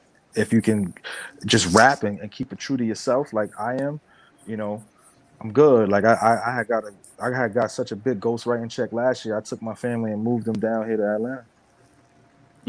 Damn. How did you go about getting into the writing lane? I mean, writing was more so like people kind of respected my pen, and they saw what I was doing. They saw I was putting out content so quickly, and they knew I don't play no games. So when I was meeting up with producers, we would make records, and then we would shop the records, and then that's how we would get people to buy records, buy verses, and get them placed. And then words started traveling fast, and that's when Iggy Azalea's team reached out to me, and Diddy's team reached out to me, and then there's a couple other people I can't mention, but I've been in rooms with a lot of big people and have been able to kind of make a living off of my pen. Period. It's a blessing. Damn, that's fire. Wow. Somebody said somebody said You said you was planning on battling B-Dot a while ago. Is that still a possibility? Yeah. So the B-Dot match was something that we was trying to make happen for this particular card. The reason why I didn't go down is because Dot has, I think, like 3 battles lined up. So he got Suge coming up this weekend. Then he got the 2-on-2, and I spoke to Dot. So he had the 2-on-2, and then he has another battle coming up in April. I think the end of April or something like that. And I'm just speculating because he didn't confirm this or not, but I'm speculating that he wants to probably be on Gnome. It'll be his first Gnome, and I'm speculating he'll probably take Twerk, right? So, and then after that, that's like June. So he said to me that he's gonna need at least 3 months from me, and I'm like, oh boy, that means I'm probably gonna get bodied. So 3 months. Shit. I respect it. In this era of people trying to write in 14 days and choking, take 3. If you need 3 months, take 3 months, man. I'm cool with that. Yeah, I'm cool with that too. I respect him for saying that, because DNA. DNA took me, I think, 2.5 months. He had 2.5 months, 3 months. There's another guy who took a long time before he battled me. So after JC, he kind of sat down. So I think people forget about that as well. So he had like 5 months to prepare for me. But anyway, so yeah, so he wants 3 months. So it'll probably, if it happens this year, it'll happen in September, October. If not, then it'll definitely happen in 2022. I was already planning to battle him in 2022. But if he didn't have any matches coming up, I would have taken him this year. I would have taken him in 6 weeks prep. Dang. Who else? Well, I definitely want. I hope you get back in the ring. Who else are you looking at? Like, if you get back in the ring, I'm not looking at anybody. The B-Dot. So B-Dot wasn't the person that, obviously, when I was talking to you earlier. Yeah, I think we kind of guessed who it was. I don't, I maybe not, but there was somebody, because I always said RBE would be my last battle. And so we were discussing names in the event that B-Dot couldn't do it. So the plan B was the person that I was talking about previously, and he said, it took him 4 or 5 days. He said, nah. But I would have taken him, and then I would have taken B-Dot again at the end of the year or next year. I would have done both battles. But since he said no, I really legitimately have nobody that I want to face in the ring aside from B-Dot. Mickey, let me ask you this. If we hoping it goes down, but if it does, Jazz versus Misfit, who you think will win that battle? Man, that'll be a tough one. If I had to choose, I think it would be debatable, but if I had to choose, I kind of would go with Misfit, man. You think Misfit to get Jazz? Okay, why? Break this, I gotta hear the historian breakdown, man. I gotta hear it. I gotta hear this. Jazz, her bars, I think she has a better pen than Misfit, but Misfit has the delivery, the cadence, the power in her delivery, and the angles that could potentially hurt Jazz. I think it could potentially hurt her, man. Wow. As great as Jazz's pen is, and I think she does have a better pen than Misfit. I seriously believe that Misfit's delivery, cadence, power in delivery and cadence, and her angles would really, really hurt Jazz. You don't think the fact that she gave out an angle a year early, you don't think that kind of hurt a little bit, just giving out the 9/11 angle? Yeah, if she would have held on to that, it would have been massive. That would have broke the room. That would have broke the room. That would have broke the room. That would have been an easy 1-0 going into the battle. Imagine she did that shit at a face-off. They just live. She like, wait, bring this out. Just drop it right there on the face-off. I would, if I was Jazz, I'd be sweating bullets. But Jazz could have probably been like, I work there as a telephone operator, but shock value alone, Misfit could have spun it. She could have spun it into something completely different. And there's nothing. I don't think there's anything wrong with working for law enforcement in terms of what she's doing. Like if somebody's having a fire, you call 911. It's not just relegated to black, police officers. But she could have She could have It could have finessed got that. dark. It could have got dark. It could have That's got a dark. powerful angle to just let go. I wouldn't have let that go. But what if Jazz? What if she was trying to beat Jazz to it? Like, what if Jazz would have just released she a 911 operator? I don't think Jazz would have did that. Yeah, that's not really a job you promote. That's like a private job. Yeah, I don't think Jazz would have did that. I think if Misfit didn't say anything and held it, and then just pop, pop, pop. Oh my gosh, Jazz! It would have been another official pop your cherry bar. Ooh, shit. So with that being said, with her releasing the angle, you still think Misfit can take it even with her releasing a powerful angle like that? Yeah, I still think Misfit could pull it off, man. I don't think with that angle. I just we from New York, and as big as New York is, it's small. Yeah, and word travels fast when you live in the same borough. And they both live in Brooklyn, so I know this shit that Misfit knows. I see what you're getting at. I know that stuff that Misfit knows that we don't. That's how she found out about Jazz being, working for law enforcement in that kind of spot. Damn. What do you go ahead? Go ahead, Polo. I was gonna say, are you familiar with my verse? Yeah, that's the homie. Okay, what you feel about, I feel people kind of not really trying to give her no battles. Like, what you feeling? They're not respecting it, man. I don't know why. I don't know why she's not getting any battles. I think she would spike the viewership up so much. It's just like geek culture with video games. Whenever a bad chick come into the culture of video gaming, they just be drooling. And I think this is the same thing with my verse. I just don't get why they don't book her though. Like, it doesn't make sense. She's first of all, she could rap really well. But just aside from rapping really well, she's an attractive female. And that works well on any kind of level. So it only makes sense for them to book her. I don't know why they haven't booked her yet. But she did say that she was booked. I don't know against who though. Who's the best 5 battle rappers in the world right now today? Oh, good question. Chilla Jones. Okay. K-Shine. Okay. B-Dot. Okay. Ill Will. Okay.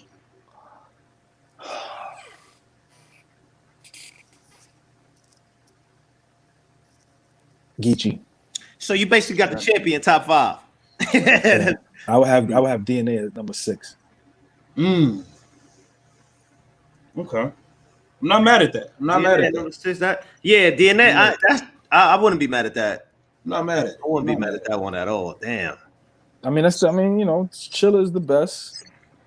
I think B-Dot is right after Chilla, and then I will have Shine, and then I will have I think my list is good. You can interchange Geechee and DNA at any given moment, but I think those are the top 6 guys right now currently. I like that. Let me ask you a question. Loaded Lux record, right? Let's say he B-Dot, DNA, Daylyt. Who else is on the Lux train? Pause. Chilla. And who's the 5th one? Let's just say them 4. What's his record versus them 4? I think he beats DNA. JC 5th. I think he beats DNA. I think he beats JC. I think he loses to Chilla. I think he beats Daylyt. And I think who's the other person? B-Dot. I think he beats B-Dot. So you think Chilla the only one that'll get him? I think Chilla would probably be the only one that could get him. I think so. Because there's just the thing about it is when you look at these matches, right? DNA, as good as he is, he doesn't have the flair to go along. He doesn't have the fanfare going into it, along with just the flair that comes along with a Loaded Lux match. Right. The angle is too strong for B-Dot with Lux, and I feel like as great as B-Dot is, like B-Dot is great. I really don't think that. I think Lux would take an approach with B-Dot that would show the difference between them, and not in a bad way, but just in a way that Lux is better, right? I think people just, again, this goes back to the Cambada project. I think Daylyt would lose because I feel like I don't know how Daylyt would approach this battle. The reason why Daylyt beat Rock was because he flipped Rock's name into oblivion. like that was most of his material. And I feel like there's just an added sauce that Lux has that Day just doesn't have. He just doesn't have it. And I think that would be the deciding factor. JC, I just don't think JC has. I don't think JC's strong enough. Yeah, Now, I mean, if 2 years ago, JC, I'm confident, but I don't know about that. I don't know. As far as Chilla, I think Chilla can pull it off because Chilla would have to. He would have to go. He would need the time to. I feel like Chilla's pen and the Lux pen interchanges. Like they both can do the exact same thing almost. The only thing that Lux has over him is again the flair, how he moves, and how he says certain things. But I do feel like it will be the closest battle that Lux will have out of all 5 of them. Chilla has the best pen out of everybody in that particular set of people that you guys named. Chilla does more than all of them. Like there's one particular set of style that Daylyt does, and it's great. But that's all he does. He's not gonna take an angle. He's not gonna do any character assassination. He's gonna try to flip your name in different ways. He's gonna have some creative punches here and there. And he might talk about some things that may not be spoken about in battle rap. But aside from that, he's not gonna really attack Lux as a person. You know what I'm saying? B Dot and Chilla will be the DNA could do that too though. DNA. That's what I was about to say. I feel like B Dot do that too. B Dot DNA. But the thing about DNA, DNA doesn't have the fanfare. Like when he was in that, want to hear him do that. Yeah, when he was in that car, and I felt him. I was with him 100%. I was like, all right, you know what? Because I feel him and I feel where he coming from. Let me look in these comments, and they drag DNA from here in Atlanta all the way up to Queens. They dragged him. It was bad. I haven't seen anything like that in my life. It was crazy. And I just don't think he has the fanfare to beat something like that. And he doesn't write in layers enough as well to beat something like that. And he's a great writer, but I don't think the way Lux layers his stuff, it's just a different kind of writing. B Dot, as much as he breaks his opponent down, there's still the elephant in the room that, you know, this is like Dot and Lux. They have to show the levels. And I feel like if Lux taps into that Cambada bag, I keep going back to that, it can get dark for everybody. It can get dark for everybody. And you're gonna have to do something other than rap. You're gonna have to showcase your personality. You're gonna have to showcase your delivery in certain pockets and certain things you say. And you're gonna have to do some tricks in with the pen that haven't been done before against him to show that he's not the superior pen. You're going to have to do some corner bending. You're going to have to do some chain punching. You're going to have to do some metaphors and number puns and reverse punchlines. And there's so many different things you can do, but it has to be entertaining as well as taking an angle, right? So I think the only person who can do everything I just named against somebody like that is Chilla Jones. I really do. I really believe that he's the only person. What two names I forgot to mention? Danny Myers and Math Hoffa. No, he would beat Danny and he would beat Math. He would beat both of them easily. I would say Math. Somebody made a point to me. Math is really good when he has something specific to get off his chest. When he has an angle, he knows how to take that brush and paint the picture for the audience. But rap wise, I don't think he can keep up. No. Who? Math. He can't. I don't think Math could keep up with Lux. I don't think so. But I think I think the way to beat Lux is not to try to keep up with him. Is just like kind of what Holla did. Is like to kind of chip his armor and just show like just character flaws. I think Math is really good at that. Yeah, but Math is good at that. When Math did the diss song to Lux, and then Lux returned back with Love Taps, it's just levels. Man. Love taps was rude, man. It's just That levels. was crazy. That was really rude. It's just levels, man. It's just levels. I just wanted to hold on. You mind if I get one or two callers on? Yeah, of course. Legacy has been a crazy talking battle rap right now. Now I'm speaking live with the historian. I need to know, what is your definition of a battle rap legend? Because it seems like everybody's saying they're a legend.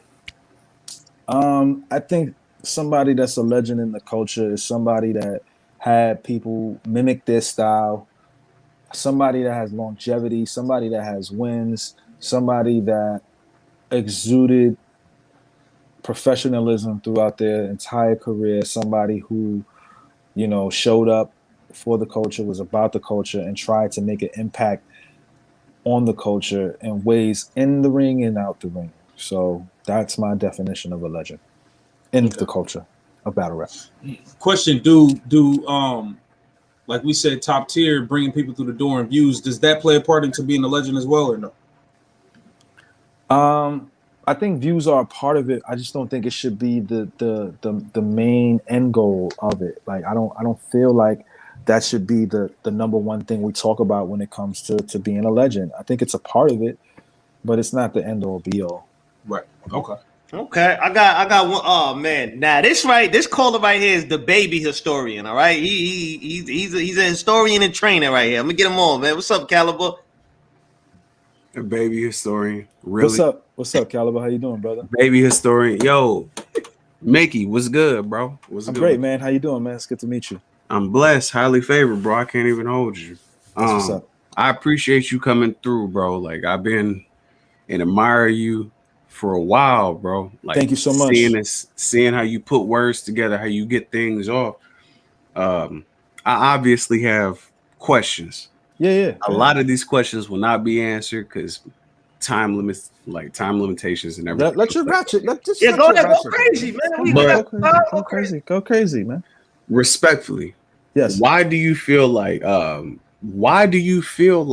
Lux beats I guess you could say Daylyt, especially when you came here and you just recently said, like right before you came on, I take notes respectfully. I'm a historian. I like to document everything. As you should. You said the things that would work on him, on Lux being the unspoken him, is puns, like different punches, entertainment, things like that. That's what you just said, like literally within a minute or so. Like, and if anybody can do something that's going to, as you said, showcase personality and things like that, Daylyt is one of those people.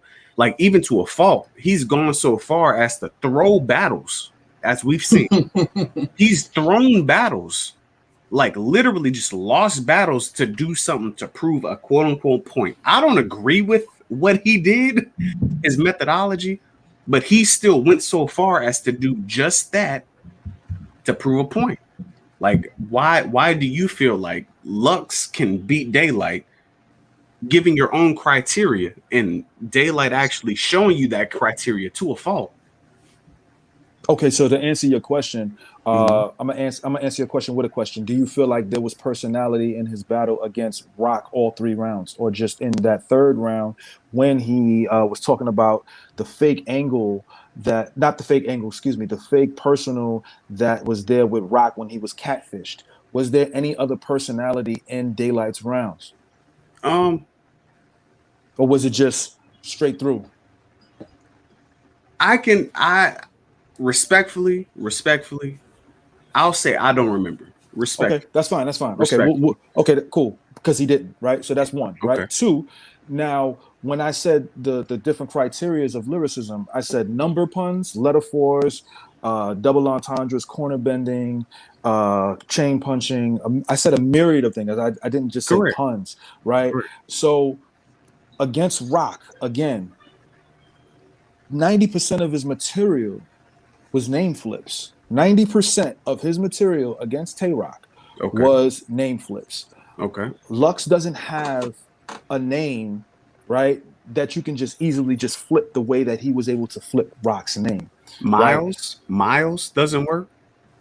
Miles is an easy. Why would he flip Miles' name if it was against Loaded Lux and maybe, I guess, John, right? No. Okay, so are we talking about Daylyt using Rock's name to flip it versus Lux's ability to flip his opponent's name. Is No, that he's saying Daylyt ain't gonna be able to flip Loaded and Lux, but so many times. Yeah. okay? Right. Okay. That was my assessment, right? Like Respect. because if we're basing this off of the last showing that we got from Daylyt, Mm-hmm. Daylight's battle with Rock, 85 to 90% of his material was based on flipping Rock's name in the first and the third round. Correct. Right. The second round was him basically doing a solar system scheme, which I also said when I broke down Daylight's style in terms of what he was going to do in the battle. So it was going to be trying to flip Lux's name, and then he was going to have a specific set of skills where he's talking about a specific thing and then expounding upon it like a whole scheme, which is what he did in the second round, which was the solar system scheme. There was a ton of reaches in it, but people just excuse that, right? So how is that going to defeat someone like Lux, who is character assassination based? And then on top of that, I keep basing this off of the Kambada project. If you listen to that project, Kambada, like I was saying before, is ultra nice. And in order for him to keep up with Kambada, he had to be ultra nice as well. I feel that Daylyt is ultra nice. So if he's going to have a character assassination against Day, it's going to be that, as opposed to Day. He's not that type of battler. He doesn't do personals like that. So he's gonna, in my opinion, again, I'm only going off a statistical basis when I look at what a Daylyt battle does.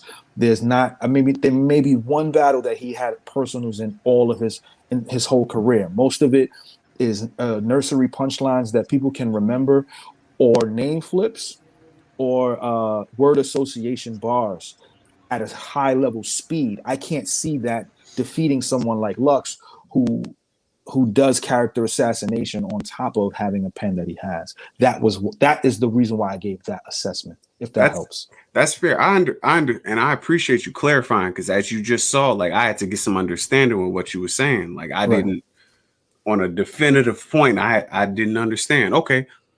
So what do you say about the character assassination that happened outside? Because you said the name flips existed primarily with Tay-Rock in the first and the third. He did exude some character assassination where he was talking about Fred. You see what I'm saying? In the situation where he did Rock and then Cave Gang and then a whole bunch of individuals and a whole pause, because that's an obvious pause to y'all who are listening in the comment section. Everything else like that. And he was talking about his name and then the person behind him in gun titles, backed up by Mr. Cox, and think like this is all character assassination, like picking at a person's ego and picking at their, I guess we can say, pseudonym in rap. Like that's also very important. He did it in a way, but it was still like you said, it was kind of overshrouded by the fact that he was masterful in his name flips. Like, how are you interpreting that?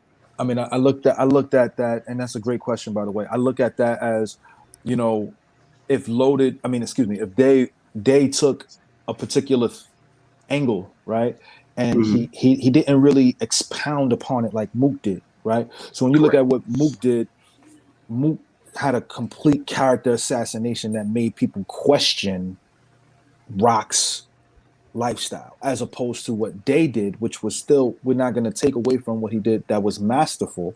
What was masterful about what he did was it was a whole bunch of speed ghost punching, which is what he likes to call it, and name flipping. And it just so happens that this angle worked extremely well within that name flipping, but nobody questioned Rock's lifestyle after the battle.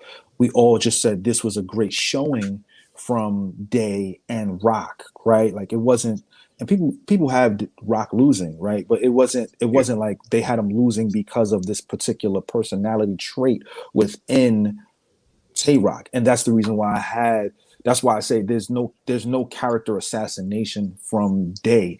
Now, if Day for whatever reason has a character assassination trait within this match coming up with Lux, he will beat Lux easily. Okay. But that's just not in his character. He hasn't done it in 7 years, right? And he said not 7, 9. And he said he doesn't want to go that route when it comes to just battling, period. He just wants to show who's the better MC. And I think that's where I would have to go with Lux in that, right? So I just want to clarify that. And respectfully, I everybody asked you about battle rap. It's your last one now. Yeah. The clip is off now. I'm joking. I understand. Everybody asked you about battle rap stuff. Like I literally, like, excuse me, like this is my joint. You see what I'm saying? Like questions and things like that. Like I'm a historian. I like to study stuff. Everybody asked you about battle rap stuff. I get it. Like you're phenomenal in this craft. Respectfully. Thank you. Put in your 10,000 hours. Respected for who you are. You see what I'm saying? Like thank you. Mastering it. I'm one of those divergent individuals. I want to know, like, what do you want out of like mainstream music and things like that? Like, where do you see yourself in mainstream music 5 years from now? Great. Period. Because that's very important. Like you're not just, yes, we know you as being able to get in the ring when you need to and handle your business and things like that, but you're also out here punching. Like, you see what I'm saying? So where do you see yourself in 5 years? Like, what's your musical goals? Just to push the boundaries of what music is supposed to be lyrically. And, you know, I don't have aspirations of being a J. Cole or Kendrick Lamar anymore. I feel like that time has passed. If it happens, it's because of sheer luck and maybe sheer will.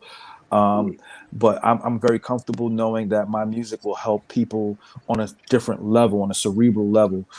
So to give you some examples, when I put out Warp Collages last year, I did a song about the letter A without using the letter A. That was a kind of thought process that I felt nobody had done before in terms of hip hop. And then this last project I just put out was a audio last will and testament to my son. In the event something happened to me, he could listen to this project and know how to live his life from henceforth. My next project that's on this level is going to be a financial literacy course on how to maneuver through the space as young Black men, young Black women. We talk about stocks, we talk about options, we talk about real estate, we talk about credit, we talk about saving, different accounts to put your money into so we can grow your money. We talk about investments, we talk about IRAs, we talk about IPOs. We get deep in, but we make it fun. We make it something that people can appreciate and listen to and want to elevate themselves financially to the next level. And this is just the scratch of the surface when it comes to what we can do lyrically, how we can push the culture forward lyrically. I have a project. One of my favorite movies is called Inception, and we all seen Inception.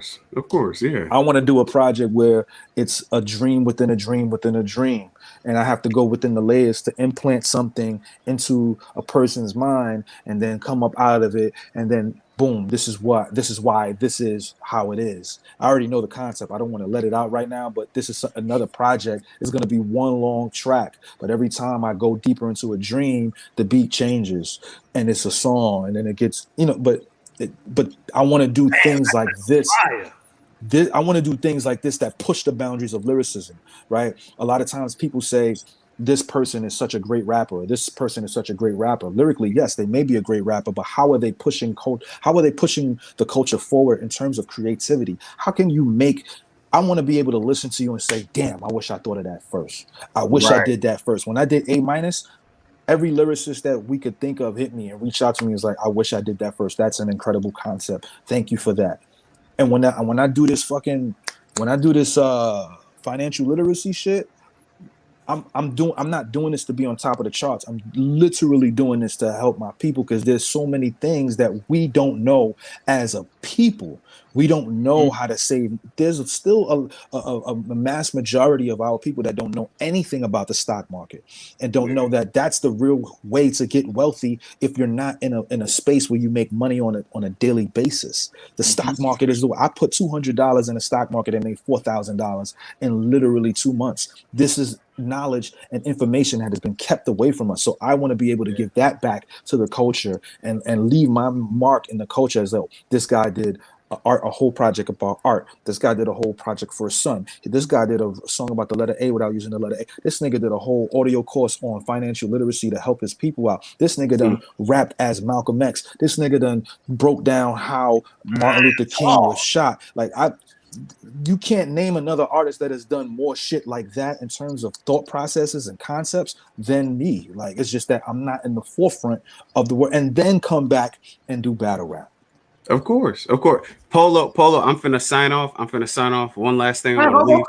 ahead. Yeah, go ahead. One last thing I want to leave. Yo, period. Like, Mickey, period, bro. Like, one of the biggest things, because I worked in insurance for a while, one of the biggest things people like neglect is insurance is the easiest way to pass down assets to people minus court, period.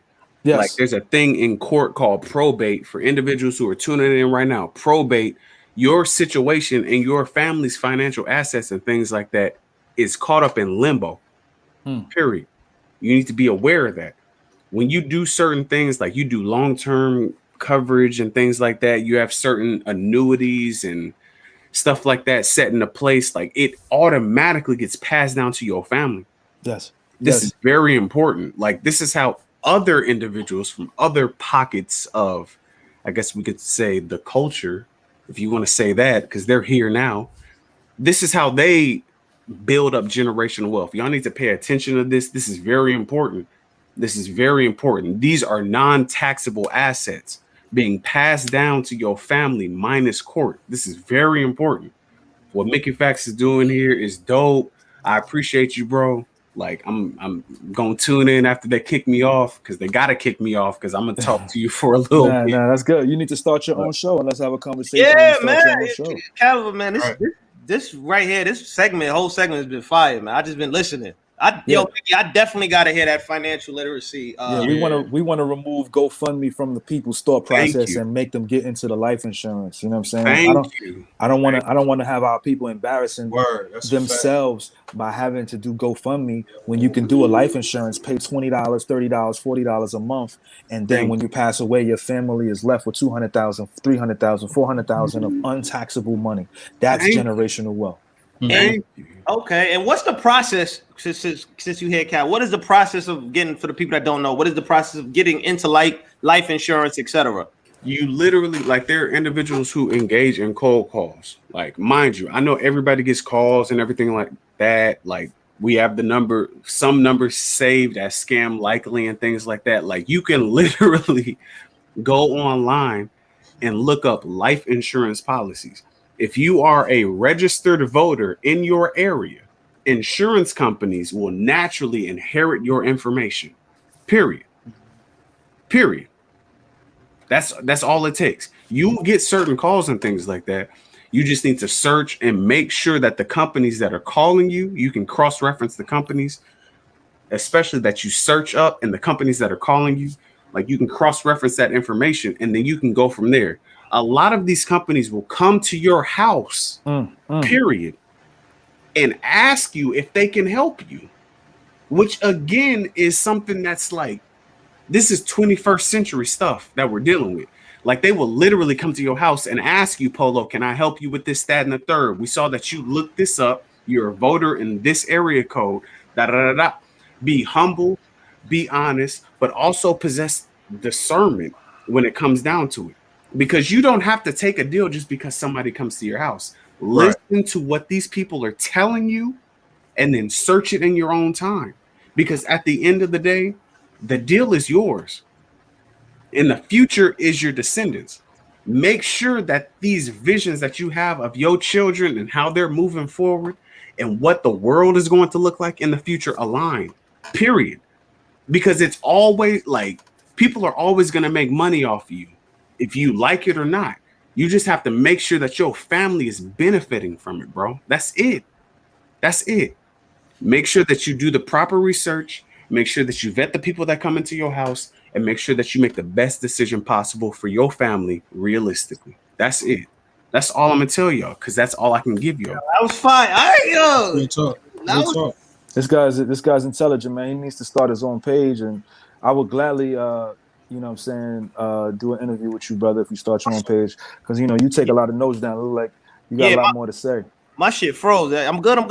Yeah, you good. Yeah, you good, Polo? You good? I'm Black Compass. I'm Black Compass, Mickey. I'm Black Compass, bro. I'm here. I'm second generation, bro. That's That's family. It's a fact. Yo, salute, Caliber. Thank you for that. Yo, I'm gonna set something up again where we just have like a financial. We gotta have a. We gotta have one of these episodes because this is very important for Black men. If anybody young, anybody, period. It's very important to be aware of this stuff. And it's the information that they don't give to us. It take people who that's involved in making moves to really give the game to people. You know what I'm saying? So we definitely got to sit down and do this again. I would love to. Thank y'all. Y'all be safe. Thank you, Mickey, for sliding through, bro. Absolutely. Yo, Mickey, you got anything you want to shout out before we been here for a while? We got anything you want to shout out? I'm gonna give you the solo screen. Go crazy. Yeah, man. Thanks for everybody for tuning in. My opinions are my own, and I know sometimes they may be extreme, and I'm always down for honest and poignant dialogue and discourse. Hopefully next time I come up here, it will be dope to just kind of debate with other people like we just did with Caliber. I thought that was a pretty good debate. I don't know if I stumped him or not, but it looked like he respected where I came from and vice versa. If you guys do have streaming platforms, make sure you go pick up Warp Collages, which is out right now, as well as my project Hugh, which is about my son. It's about Black fatherhood. It's the first project of its kind of someone, writing a love letter to his son. I got Bun B on there. I got Tony Williams, who's Kanye West's cousin, on there. Bega, Sharif Keys, whole bevy of different things. And yeah, man, just follow me on those social media platforms. The B.Dot battle probably happen later this year, maybe next year.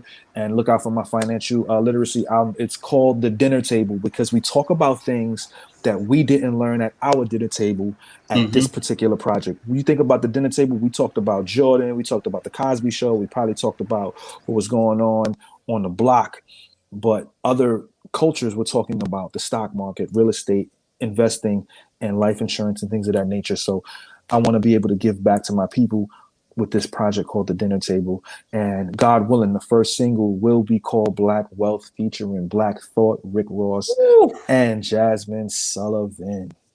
Damn. Yo, listen, man, hold on, let me get you. When you come out, I gotta hear this. Like we gotta do an album listening. We gotta do something, man. We gotta figure this out. Yeah. We could definitely make it happen. I could add you guys to the many we would love to be a part of the promo for that album, man. That's what we do that project. We love to be a part. I got one last somebody snuck in a donation for $10. Can you drop some resources for stock tips and options? Salute to you, Mickey. That's what. Oh yeah, absolutely. I would have to go into my phone to look at the things that I'm looking at. But right now, I have a penny stock called VISM. That's pretty good. When GameStop and AMC was up and down, I put a put stop on options on AMC that it would drop down, and I made money when AMC was going down. I put I think $100 on it. I made like $800 just for that AMC stock dropping below $12. So things like that, I can't really tell you right now. If you DM me on any of my social platforms, I can give you some stocks that I've been looking at and watching, and we could take it from there, brother. Absolutely. Cool. So if you're listening, man, please hit me up on Twitter, and we definitely gonna run this back. We're gonna do something. And salute to you, Mickey, again, man. Thank you for coming through. It's always good hearing knowledge from you. Bro. I definitely consider you like one of battle rap's historians. So this was definitely a great show. Thank you. Absolutely. Thank you guys for having me. And next time y'all gotta have more historical questions of science. Y'all gotta because this thing is a hard drive right here. It's a terabyte right here. You see how quickly I'm rambling that shit off. When Caliber came up, I was like, but did you remember this? He was like, oh, I don't know. Yeah, that was you kind of low key kind of fucked him up a little bit with that one. Yo, I ain't never heard Caliber that quiet in my life. He didn't look at some of the episodes. He ain't never been that quiet. Yeah. Nah, I'm good with this up here. I just have a great memory for that stuff. But yeah, man, I don't want to hold y'all up too long. Thank you guys for having me. I love Black Compass. Been supporting you guys since y'all left Angry Fan. So I appreciate y'all for having me up here, man. Thank you so much. Man, anytime, let me know. All right? Yes, sir. Yo, Driz, man, this was a crazy one. I ain't gonna lie. This was damn. Should I tell him what we got tomorrow? Should we surprise him in the morning? We can let the let's wait. No, we let the cat out the bag, man. Tomorrow. Yeah, go ahead, Drew. Go ahead. Tomorrow. First off, tomorrow, y'all gonna get the announcement on Wednesday's verse for verse. You know what I'm saying? We got 2 top tiers. You know what I'm saying? But tomorrow, 6:30, we got Misfit right here. 6:30, we got Misfit. At 8 p.m., we got the legend, the Street King. We got Doggy Diamonds up here tomorrow at 8 p.m. Man. We getting it popping. We getting it popping up here, man. That Misfit and that Doggy Diamonds, I don't know, man. That's gonna be shit.